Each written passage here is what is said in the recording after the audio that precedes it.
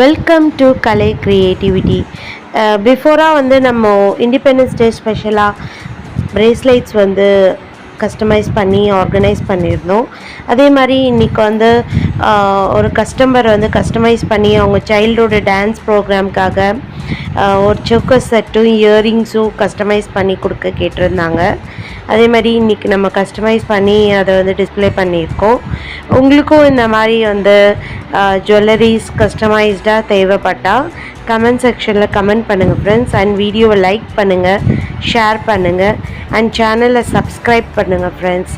And உங்கள் support எனக்கு ரொம்ப முக்கியமாக இருக்குது ஃப்ரெண்ட்ஸ்.